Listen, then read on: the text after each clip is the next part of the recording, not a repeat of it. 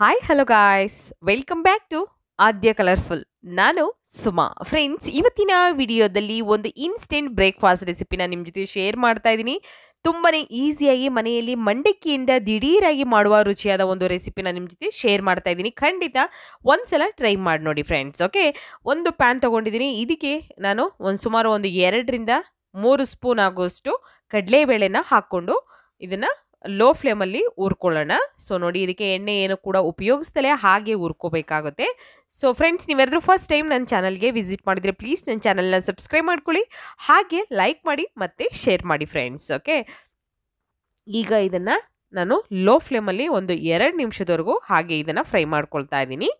So ನೋಡ್ಬೋದು, ಈಗ ಆಗಿದೆ ಆಲ್ಮೋಸ್ಟ್ ಆಲ್. ಸೊ ಇದನ್ನು ಸ್ವಲ್ಪ ತಣ್ಣಗಾದಕ್ಕೆ ನಾವು ಬಿಟ್ಬಿಡೋಣ. ಒಂದು 2 ನಿಮಿಷ ಬಿಟ್ಟರೆ ಸಾಕು, ಬೇಗ ತಣ್ಣಗಾಗುತ್ತೆ. ಒಂದು ಮಿಕ್ಸಿ ಜಾರ್ ತೊಗೊಳ್ತಾ ಇದ್ದೀನಿ. ಸೊ ಈ ಜಾರಿಗೆ ಈಗ ಕಡಲೆಬೇಳೆನ ನಾವು ಹುರಿದು ಇಟ್ಕೊಂಡಿದ್ವಲ್ಲ ಅದನ್ನು ಹಾಕ್ಕೊಳ್ತಾ ಇದ್ದೀನಿ. ಹಾಕಿದ ನಂತರ ಇದಕ್ಕೆ ಒಂದು 3-4 ಒಣಮೆಣಸಿನ್ಕಾಯಿನ ಹಾಕ್ಕೊಳ್ತಾ ಇದ್ದೀನಿ. ನೋಡಿ, ಒಣಮೆಣಸಿನ್ಕಾಯಿನ ಹಾಕಿ ಇದನ್ನು ನಾವು ನುಣ್ಣಗೆ ಪೌಡರ್ ಮಾಡ್ಕೊಂಬರ್ಬೇಕು. ಸೊ ಈಗ ಇದಕ್ಕೆ ನೀರೇನು ಹಾಕ್ತಲೇ ಹಾಗೆ ಇದನ್ನು ಪೌಡರ್ ಮಾಡ್ಕೊಂಬರೋಣ.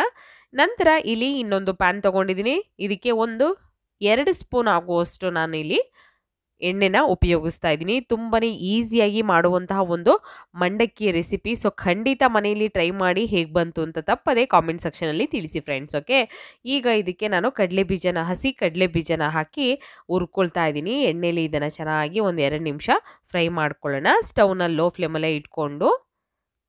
ನೋಡಿ, ಎಣ್ಣೆ ಸ್ವಲ್ಪ ಜಾಸ್ತಿ ಕಾದಿದ್ರೆ ಖಂಡಿತ ಸ್ಟವ್ನ ಒಂದು 2 ನಿಮಿಷ ಆಫ್ ಮಾಡಿ ನಂತರ ನೀವು ಕಡಲೆ ಬೀಜನ ಹಾಕ್ಕೊಳ್ಳಿ. ಯಾಕೆಂದರೆ ಎಣ್ಣೆ ಜಾಸ್ತಿ ಕಾದಿದ್ರೆ ನಾವು ಕಡಲೆ ಬೀಜ ಹಾಕಿದ ತಕ್ಷಣ ಬೇಗ ಕಪ್ಪಗಾಗುತ್ತೆ.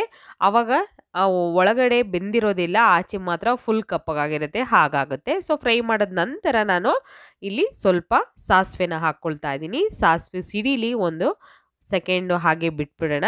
ಸಾಸಿವೆ ಸಿಡಿದ ನಂತರ ಇದಕ್ಕೆ ಕಡಲೆಬೇಳೆನ ಹಾಕ್ಕೊಳ್ತಾ ಇದ್ದೀನಿ. ಒಂದು ಅರ್ಧ ಸ್ಪೂನ್ ಆಗೋಷ್ಟು ಕಡಲೆಬೇಳೆ ಹಾಕ್ಕೊಳ್ಳೋಣ. ತುಂಬಾ ಈಸಿಯಾಗಿ ಮಾಡುವಂತಹ ಒಂದು ರೆಸಿಪಿ ಇದು. ಹಾಗೆ ಕರಿಬೇವು ಕೂಡ ಹಾಕ್ಕೊಳ್ತಾ ಇದ್ದೀನಿ. ಕರಿಬೇವು ಮತ್ತು ಹಸಿರು ಮೆಣಸಿನಕಾಯಿ ಇಷ್ಟನ್ನು ಹಾಕಿ ನಾವು ಮಿಕ್ಸ್ ಮಾಡ್ಕೊಳ್ಳೋಣ. ಒಂದು ಸೆಕೆಂಡ್ ಹಾಗೆ ಫ್ರೈ ಮಾಡ್ಕೊಂಬಿಡೋಣ. ತುಂಬಾ ಟೇಸ್ಟಿಯಾಗಿ ತುಂಬ ಈಸಿಯಾಗಿ ಆಗುವಂತಹ ಒಂದು ಮಂಡಕ್ಕಿ ರೆಸಿಪಿ. ಸೊ ಮಂಡಕ್ಕಿಯಲ್ಲಿ ಸುಮಾರು ರೆಸಿಪಿಗಳನ್ನು ನಾನು ಶೇರ್ ಮಾಡಿದ್ದೀನಿ. ಖಂಡಿತ ಯಾರಾದರೂ ನೋಡಿಲ್ಲ ಅಂದರೆ ಚಾನಲಲ್ಲಿದೆ, ಚೆಕ್ ಮಾಡಿ ಫ್ರೆಂಡ್ಸ್. ಓಕೆ, ನಂತರ ಇಲ್ಲಿ ಮೀಡಿಯಮ್ ಸೈಜಲ್ಲಿರುವಂಥ ಒಂದು ಈರುಳ್ಳಿನ ನಾನು ಸಣ್ಣದಾಗಿ ಕಟ್ ಮಾಡಿ ಹಾಕ್ಕೊಂಡಿದ್ದೀನಿ. ಸೊ ಇದನ್ನು ಹಾಗೆ ಫ್ರೈ ಮಾಡ್ಕೊಂಬಿಡೋಣ. ನೋಡಿ, ಈ ರೀತಿ ನಾನು ಫ್ರೈ ಮಾಡ್ಕೊಳ್ತಾ ಇದ್ದೀನಿ. ಚೆನ್ನಾಗಿ ಈರುಳ್ಳಿ ಟ್ರಾನ್ಸ್ಪರೆಂಟ್ ಬರಬೇಕು, ಅಲ್ಲಿವರೆಗೂ ಫ್ರೈ ಮಾಡ್ಕೊಂಡ ನಂತರ ರುಚಿಗೆ ತಕ್ಕಷ್ಟು ಉಪ್ಪನ್ನು ಹಾಕ್ಕೊಳ್ತಾ ಇದ್ದೀನಿ. ಉಪ್ಪನ್ನು ಹಾಕಿದ ನಂತರ ಒಂದ್ಸಲ ಇದನ್ನು ಚೆನ್ನಾಗಿ ಮಿಕ್ಸ್ ಮಾಡ್ಕೊಳ್ಳೋಣ. ಪಪ್ಪಡ್ ರೈಸ್ ಬ್ರೇಕ್ಫಾಸ್ಟ್ ರೆಸಿಪಿ ತುಂಬ ಟೇಸ್ಟಿ ಇರುತ್ತೆ, ತುಂಬ ಈಸಿ ಇರುತ್ತೆ. ಸೊ ಖಂಡಿತ ಇದಕ್ಕೆ ಟೊಮ್ಯಾಟೊ ಹಾಕ್ಕೊಳ್ತಾ ಇದ್ದೀನಿ. ಒಂದು ಮೀಡಿಯಮ್ ಸೈಜಲ್ಲಿರೋವಂಥ ಟೊಮ್ಯಾಟೊನ ಸಣ್ಣದಾಗಿ ಕಟ್ ಮಾಡಿ ನಾನು ಹಾಕ್ಕೊಳ್ತಾ ಇದ್ದೀನಿ. ಇಷ್ಟನ್ನು ಹಾಕಿ ನಾವು ಮಿಕ್ಸ್ ಮಾಡ್ಕೊಳ್ಳೋಣ ಒಂದ್ಸಲ. ಹೀಗೆ ಇದನ್ನು ನೀಟಾಗಿ ಮಿಕ್ಸ್ ಮಾಡ್ಕೊಳ್ತಾ ಇದ್ದೀನಿ. ಓಕೆ, ಮಿಕ್ಸ್ ಆಗಿದೆ ನೀಟಾಗಿ, ನೋಡ್ಬೋದು ನೀವು. ಸೊ ಫ್ರೆಂಡ್ಸ್, ಇವಾಗ ನೋಡಿ ಟ್ರಾನ್ಸ್ಪರೆಂಟ್ ಬಂದಿದೆ ಈರುಳ್ಳಿ ಎಲ್ಲ ಚೆನ್ನಾಗಿ. ನಂತರ ಇದಕ್ಕೆ ಒಂದು ಪಿಂಚಷ್ಟು ನಾನು ಅಡಿಗೆ ಅರಿಶಿಣನ ಹಾಕ್ಕೊಳ್ತಾ ಇದ್ದೀನಿ. ಅಡಿಗೆ ಅರಿಶಿಣ ಹಾಕ್ಕೊಂಡು ನಾವು ಮಿಕ್ಸ್ ಮಾಡ್ಕೊಳ್ಳೋಣ. ನೋಡಿ, ಈ ರೀತಿ ನಾನು ಚೆನ್ನಾಗಿ ಇದನ್ನು ಮಿಕ್ಸ್ ಮಾಡ್ಕೊಳ್ತಾ ಇದ್ದೀನಿ. ನಂತರ ಇಲ್ಲಿ ಮಂಡಕ್ಕಿ ತಗೊಂಡಿದ್ದೀನಿ. ಸೊ ಮಂಡಕ್ಕಿನ ಇವಾಗ ನಾವು ಒಂದು ಬೌಲಿಗೆ ಹಾಕ್ಕೊಳ್ಳೋಣ. ಸ್ವಲ್ಪ ಅದನ್ನು ಹಾಗೆ ವಾಶ್ ಮಾಡಿ ನಂತರ ಇದಕ್ಕೆ ಹಾಕ್ಕೊಳ್ಬೇಕು.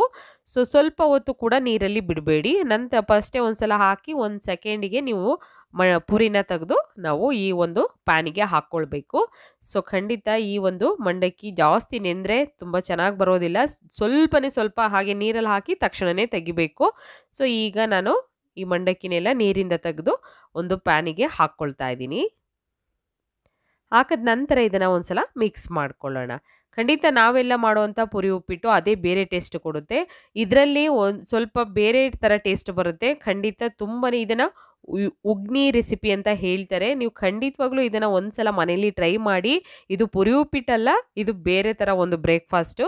ಸೊ ಖಂಡಿತ ಮನೆಯಲ್ಲಿ ನೋಡಿ ಇವಾಗ ನಾವು ಕಡಲೆಬೇಳೆ ಮತ್ತೆ ಇಲ್ಲಿ ಒಣಮೆಣಸಿನಕಾಯಿನ ಪೌಡರ್ ಮಾಡಿದ್ವಲ್ಲ, ಆ ಪೌಡರ್‌ನ ಹಾಕ್ಕೊಳ್ತಾ ಇದ್ದೀನಿ. ನಾನಿಲ್ಲಿ 1½ ಸ್ಪೂನ್ ಆಗುವಷ್ಟು ಹಾಕ್ಕೊಂಡಿದ್ದೀನಿ. ನಂತರ ಇದಕ್ಕೆ ಸ್ವಲ್ಪ ಕೊತ್ತಂಬರಿ ಸೊಪ್ಪನ್ನು ಹಾಕ್ಕೊಂಡಿದ್ದೀನಿ. ಕೊತ್ತಂಬರಿ ಸೊಪ್ಪನ್ನು ಹಾಕಿದ ನಂತರ ಚೆನ್ನಾಗಿ ಇದನ್ನ ಮಿಕ್ಸ್ ಮಾಡ್ಕೊಳ್ಳೋಣ. ಈ ರೀತಿ ನಾನು ನೀಟಾಗಿ ಇದನ್ನು ಮಿಕ್ಸ್ ಮಾಡ್ಕೊಳ್ತೀನಿ. ತುಂಬಾನೇ ಈಸಿಯಾಗಿ ಟೇಸ್ಟಿಯಾಗಿ ಮಾಡುವಂಥ ಮುರ್ಮುರಾ ರೆಸಿಪಿ. ಮಂಡಕ್ಕಿಯಿಂದ ದಿಢೀರಾಗಿ ಮಾಡಿ ರುಚಿಯಾದ ಒಂದು ರೆಸಿಪಿನ ಈ ಒಂದು ರೆಸಿಪಿ ಟ್ರೈ ಮಾಡಿದ ನಂತರ ನೀವೇ ಹೇಳ್ತೀರಾ ಎಷ್ಟು ಟೇಸ್ಟಿಯಾಗಿತ್ತು ಮ್ಯಾಮ್ ಅಂತ. ಸೊ ತುಂಬಾನೇ ಈಸಿಯಾಗಿ ಮಾಡುವಂಥ ಇನ್ಸ್ಟೆಂಟ್ ಪಪ್ಪಡ್ ರೈಸ್ ಬ್ರೇಕ್‌ಫಾಸ್ಟ್ ರೆಡಿಯಾಗಿದೆ. ನೀವು ಕೂಡ ಇದನ್ನು ಮನೇಲಿ ಟ್ರೈ ಮಾಡಿ ಹೇಗೆ ಬಂತು ಅಂತ ತಪ್ಪದೆ ಕಾಮೆಂಟ್ ಸೆಕ್ಷನಲ್ಲಿ ತಿಳಿಸಿ ಫ್ರೆಂಡ್ಸ್. ಓಕೆ, ಇವಾಗ ಇದನ್ನು ಒಂದು ಪ್ಲೇಟಿಗೆ ನಾನು ಸರ್ವ್ ಮಾಡ್ಕೊಳ್ತೀನಿ. ಕರೆಕ್ಟಾಗಿ ಆಗಿದೆ. ಸೊ ಸರ್ವ್ ಮಾಡ್ಕೊಳ್ಳೋಣ. ಈಸಿಯಾಗಿರುವಂಥ ಒಂದು ಬ್ರೇಕ್‌ಫಾಸ್ಟ್ ರೆಸಿಪಿ ನಿಮಗೂ ಕೂಡ ಇಷ್ಟ ಆಗುತ್ತೆ ಅಂತ ನಾನು ಭಾವಿಸ್ತೀನಿ. ಇವತ್ತಿನ ವಿಡಿಯೋನ ಇಲ್ಲಿಗೆ ಮುಗಿಸ್ತಾ ಇದ್ದೀನಿ. ಬಾಯ್, ಸಿ ಯು, ಟೇಕ್ ಕೇರ್.